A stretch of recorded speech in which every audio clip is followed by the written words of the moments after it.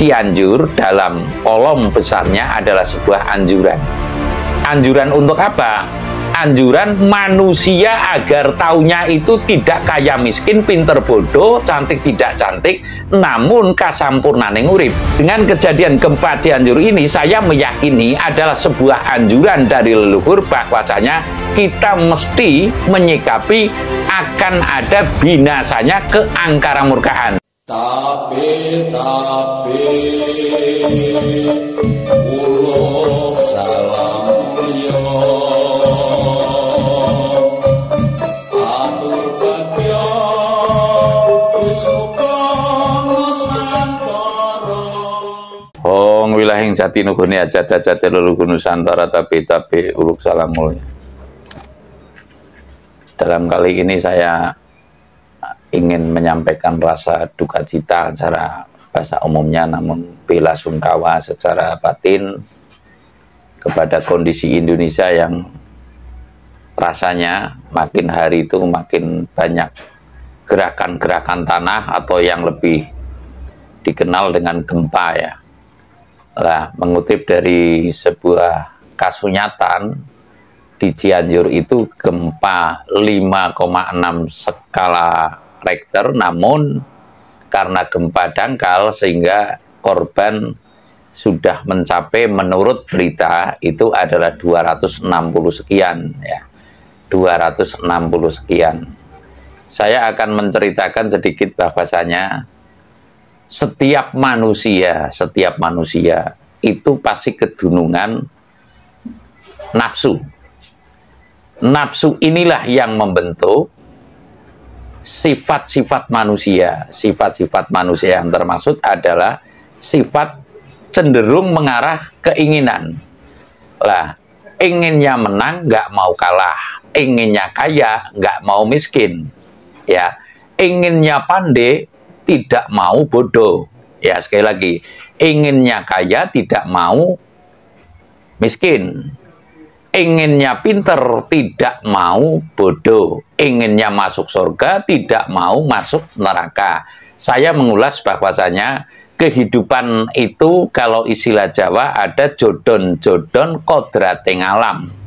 Ya, jodon-jodon kodrating alam yang termaksud ada siang, ada malam, ada pria, ada wanita, ada suka, ada susah. Ya, itu termasuk kodrating alam yang tidak bisa dibantah dengan kata-kata. Dan lalu kalau kata guru saya itu cenderung kepada sunatullah atau hukum alam. Dan saya mengutip daripada kejadian-kejadian, cara istilah Jawa itu adalah ilmu titen. Atas gempa yang terjadi di Cianjur ini, saya meyakini ranah saya adalah Cianjur dalam kolom besarnya adalah sebuah anjuran. Anjuran untuk apa? Anjuran manusia agar taunya itu tidak kaya miskin, pinter bodoh, cantik tidak cantik, namun kasampurnaning urip. Sekali lagi saya mengatakan bahwasanya seyogianya manusia hidup secara keseluruhannya itu taunya hanya, jangan hanya yang saya maksud, jangan hanya sugih melarat, pinter bodoh, ya, surga neraka, namun meranah kepada kasampurnaning urip atau murih lan becikeng urip. Murih lan becikeng urip yang saya maksud, dengan kejadian yang seperti ini, kita makin menghikmai atau makin menghayati dalam kehidupan, tidak sebatas taunya hanya senang susah, pinter bodoh, sugih melarat, surga neraka. Ya, saya bukan berarti membantah dari sebuah paham tertentu atau dengan kata lain itu ajaran mari kita menggapai surga atau apa. Namun di balik itu semestinya kita bisa mengambil hikmah. Syarat untuk menggapai surga, syarat untuk menggapai kasampurnan menurut saya tentunya kita mesti melewati susah senang ya, pinter bodoh, kaya miskin. Lah, ini sebagai jembatan. Dengan kejadian ini tentunya banyak yang berduka atau bersedih, kecuali sebagian manusia yang kurang menghayat atau dengan kata kasarnya itu manusia yang asal hidup, tentu tidak akan mengopeni atau tidak akan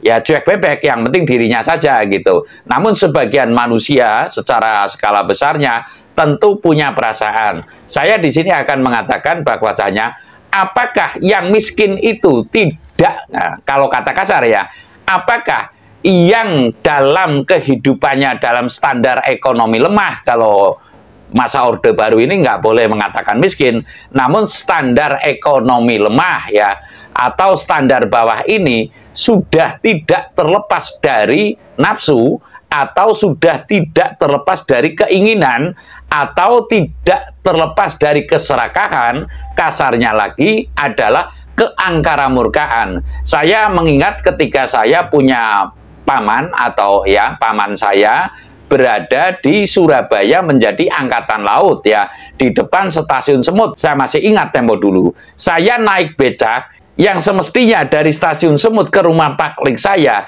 jaraknya hanya 1 kilometer, saya diubengke sama tukang becak itu, ini standar tukang becak ya, yang jauhnya itu sampai dengan 5 atau 7 kilometer, sehingga Paklik saya itu menegur kepada tukang becak itu, mengapa harus jauh-jauh lah?